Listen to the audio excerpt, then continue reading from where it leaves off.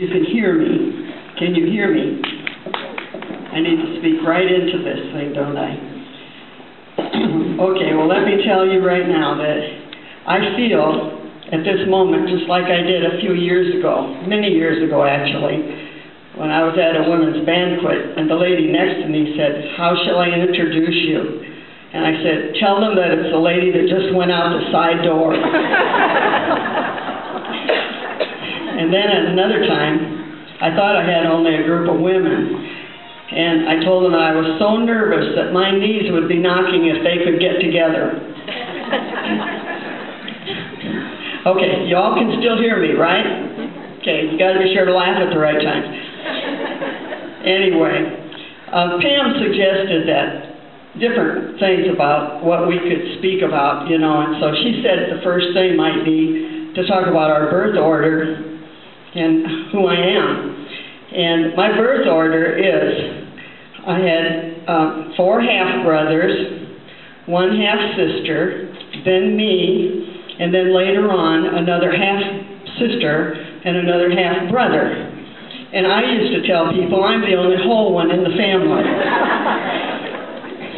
Anyway, my first memory, and I must have been about 4 years old maybe, was sitting in the front seat of our car. And this man kept coming out with food. He brought me hamburger, he brought me popcorn, he brought me ice cream. I mean, it was all spaced out, you know. And I found out later, my mom told me what happened. She said that when she sent my dad to town to buy groceries or anything, she would send me along to be sure he'd come back. Because he was a binge drinker, and he might take off and be gone for 2 weeks. So that was a bartender coming out with food all the time for me. That's where my weight problem started. My first memory. And it was probably a couple of years after that my mom and dad were divorced. And I remember well the day that my dad came by to say goodbye to me as he was going to drive off with his new wife, who was 18 years old. And so I had this big family out on the big farm, and all of a sudden my mom and I moved to town. And she and I grew up together, just the two of us alone. And Mom was a precious lady. I wish you could meet her. But she had to work so hard. She wanted to be home with me, so what she did was to wash and iron clothes for a living. And she did that for 15 years. And then she rented a room or 2 in our house. And that's how we got along. Let's see, what else? I was going to tell you more about my mom, but that's all right. So, you've looked at maybe the picture over there at my mom and me, and you saw me as a sweet little 6-year-old with curly hair. I think she even paid money to get me a permanent way back then. But there was something inside of me that was angry with her.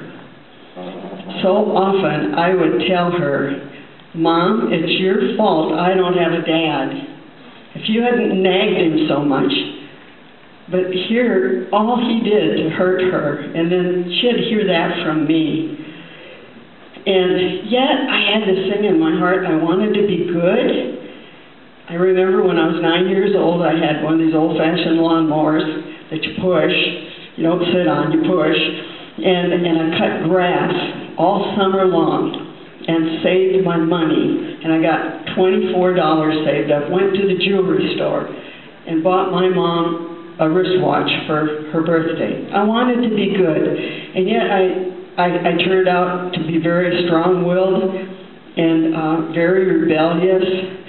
And I don't know where I learned my bad language, but I had such temper tantrums and would stamp my feet and shout and swear and slam the door, and Mom just couldn't deal with me very much.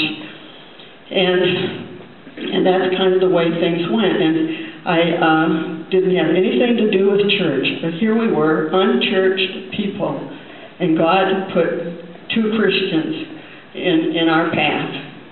One was a lady that lived in our house. I called her Aunt Hannah. That woman had her Bible on her lap all the time. And the more she did that, the more upset I would get. And if I wanted to get angry with my mom, I would open the hall door and shout and swear so Hannah could hear. Because I knew she was so religious. She went to that funny little church over there where people did not believe in movies, people did not believe in dances, people did not believe in makeup. I just couldn't have any part of that. And then something happened. My grandma came to live with us for a year. She'd broken her hip and she had to come and live with us for a year. And she was lying in bed in the front bedroom, and there was this young man that started walking past the door, or past our house, almost every day. And he got where he would wave at her, and she would wave back. And then he came in to visit her. And come to find out, he was a young pastor just out of Trinity Seminary and Bible College in Chicago, and was pastoring this little church called the Gospel Tabernacle, the church I couldn't stand. Anyway, he kept visiting my grandma, and Mom liked him a lot, and he invited us to that church, and we went a few times. I went with her a few times. I couldn't stand. There was especially one girl there I couldn't stand. She studied. I didn't like people who studied. and she was just a religious, I don't want to say freak, she wasn't, but I couldn't have anything to do with her. But I went this one Sunday, and she was right behind me, and I turned around, and she says, Bev, they're going to have some special meetings starting next Tuesday. Can you come? I wanted to just say no, and I wanted to tell her off, but I didn't. I smiled. I was a nice girl. I smiled, and I said, oh, I'll see if I can. And I had no idea whatsoever of ever going back to that church again. And so Tuesday night came. My neighbor across the street, her folks were also divorced.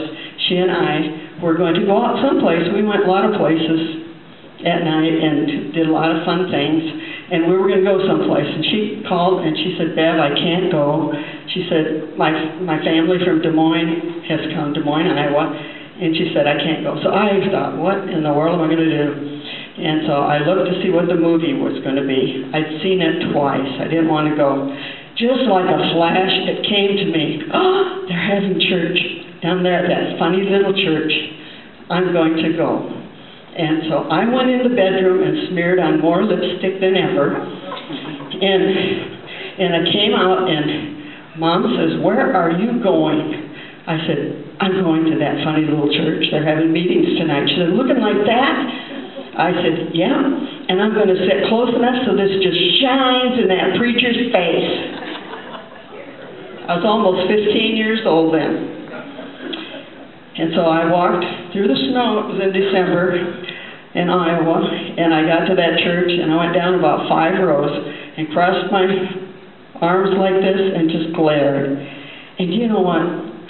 Sometime during that church service, I totally relaxed, and I was listening. And I had never heard before, at least I don't think I'd heard before, because I didn't know what Easter or Christmas were for. And here was this man telling about the love of Jesus, telling about his death for my sins, and explaining how we're all sinners, and there's no way to get to heaven but by Jesus, and that we'd go to hell. And I knew I'd been so bad. I knew I would go to hell if I died at that very moment. And so I was listening to this. And he also was saying that there was power after you have Jesus come into your life to change you, to change your habits. I tried to change habits. I tried not to get mad at Mom. I tried not to say those bad words. I could not change myself. So this sounded so good to me. And so when the invitation was given for anyone who wanted to be saved, my heart was just pounding, kind of like before I came up here. And so I didn't want to make that decision, though, because I knew what a funny little old church that was, and I'd have to really change. And so went home, thought about it all the next day, decided to go back again that night, and less lipstick, a different heart attitude. And I sat there and listened some more. And then the next day I decided tonight is when I'm going to go forward. And Thursday night I did. At the end of the service, I raised my hand that I wanted to be saved. And the pastor kind of came out to me and took me up to the front row of this little church. And it didn't take very long, let me tell you. He did not go through the whole Bible lesson to tell me what I needed to do. He just said, "Beverly, do you know that you're a sinner?" I said, "Yes, I sure do." And he said, listen to this verse. "Whosoever shall call upon the name of the Lord shall be saved." Romans 10:13. He says, I'm going to pray first, and then I want you to pray and just tell God what you want. And I never prayed before in all my life. And now I was going to have to pray in front of a preacher. And anyway, I wanted this so bad that I was willing to do it. And it was my time to pray, and all I said was, "Dear God, I am such an awful sinner, and now I just want Jesus to come in and make me different." And I mean, it was like, I can't explain it. It was a heavy, heavy load just fell off of me. And I was a toughie and never cried. I started crying. I just had such joy I never felt before in my life, such freedom, such joy. And then this pastor said, "Well, why don't you tell some of the girls?" And so these 3 girls came up, the one that I couldn't stand. "Tell them what happened." And I didn't know how else to say it except I just got saved. I didn't know what words to use. I just got saved.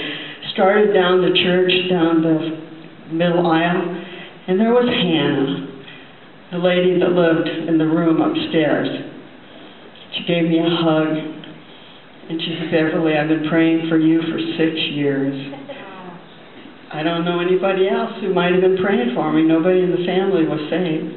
I imagine the church was and the pastor was. And anyway, the next morning I got up really early and I was a freshman in high school, and I went to school to tell my favorite teacher what had happened, Miss Nancy Nix, home economics teacher. And I went into her office and I shut the door and I said, "I just want to tell you, I just got saved last night.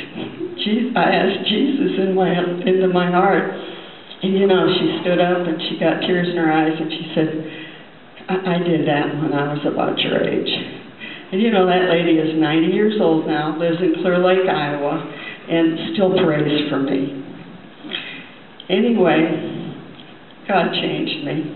Immediately, I said one swear word in my conversation with a friend, and immediately I knew it was wrong. So never did swear anymore. Took a while to get rid of my temper. It's pretty well gone now, isn't it, Jean? Yeah. But God changed me. And then the next thing that happened was high school graduation, and I went to Trinity Seminary and Bible College in Chicago. And at that time, there was a man who was becoming the president of Trinity, and his name was Mr. Will Norton. Anyway, he was my speech teacher, and that's why I'm so nervous with him sitting right there. And he says, "Be specific and concrete," and I'm trying. But anyway, I got to tell you about the first day of speech class. There were about 20 of us in there. And he got up there and he says, "Okay, now I tell you what I want you to do." He was like 39 years old and I was 19. He said, "I'll tell you what I want you to do. Now, one at a time, you're going to go out in the hall and you're going to pretend that when you come in here, This place is a forest, and you want some time alone to be quiet and just walk and meditate and think and have some peace and quiet. But when you get in here in the forest, there's a bird in one tree that is just frantic and making all kinds of noise, and you are angry. And so you need to come in and start yelling at that bird, and stamping your feet, and hollering, and whatever you want to do to that bird to tell him to shut up. And so we did this, all 20 of us, one by one. And then he stood up and he said, "Now, there's no need for any of you to be nervous the rest of the year. You all looked as foolish as you're all ever going to look." My wonderful teacher. He also taught pre-church history, which I took under him. Okay, I just got a list of stories I'm telling you, so that was another one. Oh, you want to know how I met my husband? I transferred from Trinity after 2 years to Columbia Bible College. That's what it was called back then, Columbia International University now. And I don't know how long I was there, but I was looking around for a church that was like mine at home. Something like the Free Church, or even Baptist was fine, but I visited Baptist churches there, and they just weren't like the churches I've been in up north, and so I just couldn't find myself a church. And my roommate was also Baptist, and I'd been going to a Baptist church before that with her, and so she was in love with somebody that was in a denomination that I thought they were liberal, but I found out that everybody in that denomination is not liberal. I've learned a lot since I've grown old. Anyway, she said, "Come to that church." She said, "You'll really like it." I said, "Oh, I don't know." They use the same hymn book as we do up north, and they give invitations to be saved. And so I went there. And my very first night there, I sat through the service and everything. And after the service, I was just standing there, and there was this young man standing behind me with his 2 little children. And he was so sweet with those little kids, a little boy and a little girl. And it went through my mind at that moment, "Lord, when," I said when, I didn't say if. I was kind of commanding the Lord. "When you give me a husband, will you please give me someone who loves children like that daddy loves his little children?" And then, that was the end of the introduction and the evening and all. But I found out during the week that that man was not married. He was playing with the preacher's kids. And that man was Gene Tyndall. And so he sort of arranged with my friends and all, and Columbia Bible College is pretty strict about dates back then. But I was a junior, so I could have 2 in 1 week. And so we had a date on Saturday, or on Friday afternoon we went walking in the park.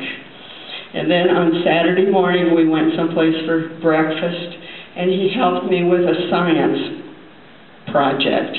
And then the next day, he left for Air National Guard and was gone for about 4 months. And he kept calling the switchboard operator and having her put notes under my door and stuff. Oh. Anyway, 81 letters later, and he came home, and after about 9 months from the first day we met, we were married. We were married in the sun parlor of the old Columbia Bible College. I'm talking to Colleen Norton because she and her dear husband, I think, spent quite a few hours in that dining room, sun parlor at that old hotel. Anyway, that's how I met my husband. Let me see if there's anything else. Oh, I know, I was going to add, you notice that there's a little church on the table over there. And that was made by Jerry and Ann Wagner's daughter, who makes replicas of churches. And we bought that for Gene for a Christmas present, because that's the church where he and I met. And then he went through Columbia Bible College, and after he graduated, they invited him to pastor that church. And that's where where he pastored for 2 years. He came home one day and he said, honey, I can't preach another mission sermon until we're willing to go to be missionaries. And we had a big family there with like 9 kids that were visiting from Columbia Bible College. And the last name was something like Tuggalong. Tuggy. It was John Tuggy's brother and his wife and the big family, and they're the ones that kind of talked to us and got us interested in going to Venezuela. Anyway, then I don't have time to go into detail and tell you about ministry in Venezuela. That's a whole other story. I could talk to you and tell you some stories about midlife crisis situations and all. Won't bother with that. But we ended up at Team Home Office up in the Chicago area. And one day I went into the coffee shop, and there were the sweetest little old ladies in there, 2 of them. One's name was Charlotte, and one was Harriet. Anybody here know Charlotte and Harriet Payne? Anyway, I didn't know their names at that time, but they were waiting there for coffee, and someone said, you know, what are you doing here? And Charlotte, she said, well, you know, we live in this place called Goyee Village in Tahlequah, Oklahoma, and we've been so busy that our blood pressure just shot up, and the doctor told us we should get away for a rest. So they were at the Team Home Office to get a rest for a week or 2. And I thought, wow, if I retire someplace, I'd love to go someplace where people are busy and where you can be so busy your blood pressure will shoot up, you know. And so we came to visit 2 or 3 times, and finally we moved in here at 2001. We moved in November 4th, 2001. And I see already that I've already forgotten that I wanted to read a hymn to you, but I'll skip that now. But the Lord just gave me a verse, kind of highlighted it for me, you know, right when we first moved in to the village. And now that I am old and gray, do not abandon me, O God. Let me proclaim your power to this new generation, your mighty miracles to all who come after me. And so I looked for ways all this time to share God's wonderful grace and love and power with young people at our church, folks that work around here, on using the computer. I was so thankful for that because of email, and then Facebook, and I can put comments all the time and help people, young people, to come to know the power and love of the Lord.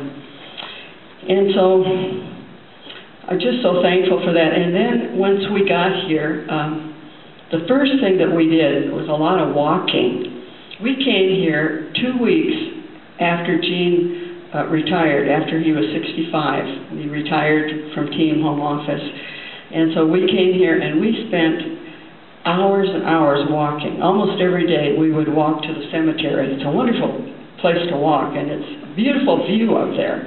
I heard about somebody that chose a spot to be buried there because of the beautiful view. Anyway, we walked a lot. I can remember on 2 occasions we walked to Brahms, and we came back. The one time we came straight back this way. The other time we walked around the west or the east bypass and down towards Walmart and back around. I know people who looked at us and thought, those funny little old people. And we walked fast. And then other times we left the car up at the Ford Motor Company, and then we would walk home, and then the next day walk back to get it. And so we did a lot of walking. And then we got busy, and so we haven't had that much time to walk. We walked yesterday up across the street. But anyway, I'm so happy because I was just here a little while when Kitty Goody said she thought that I would enjoy a ministry of volunteering in 4B, of giving a cup of cold water, fresh water, to these folks that live there. And so I started that probably in 2002, and I've been doing that ever since. And the first day that I was going to do that, I was sitting at my desk and having my quiet time with the Lord, and the Lord seemed to put on my heart, well, they're getting fresh water. Don't you think they need some fresh word from God? And he said, you know, you got a computer, you can make some pretty little verses. And so every Saturday since then, you look on this table over here and you'll see some of the verses that I've made. I give people over there a Bible verse, and so many of them keep them, or they tell me how that is just what I needed for that day. And I'm just so thankful. And then Gene Tyndall here, he has gotten quite busy. Too busy to cook or wash dishes. But, you know, in Venezuela, Gene, for his first 2 years there probably, he was an errand boy for somebody named Minnie Lewis in the bookstore. And within 10 years, he had worked himself into being field chairman. And then he helped to get the Orinoco River Mission merged into TEAM. And so that way back then, he learned to be a servant. And that's his favorite thing to do. If anybody needs help with anything, call on Gene. Well, he doesn't, well, he helps me too, yeah. But just, he's not called to do dishes or cook. But anything else maybe. But we drive people every place. He does, you know, to appointments, to Muskogee, to Tulsa. I guess the most interesting trip we ever had, he came home and he said one day, he said, honey, we've been asked to drive this lady over to Memphis. I said, to Memphis? He said, yeah. And she gets car sick, so she'll have to sit in the front. Yeah, that's okay. Well, and oh, I forgot to tell you, she's blind. I've never been with a blind person. And so anyway, that was a very interesting trip. And I don't know how many of you know Kim Wicks, but we drove her all the way to Memphis, and now we have a place to stay when we drive through Memphis, and we spend the night with her over there. Anyway, I gotta quit now because it's time, but I would love to tell you a whole bunch more stories. I got a whole list of stories I could tell you. I'd be here till midnight telling you stories. I'd love to tell you about my sister. She was more like a mom to me, and she really hurt Mom a lot at one time. But I led my sister to Christ a couple years after I was saved.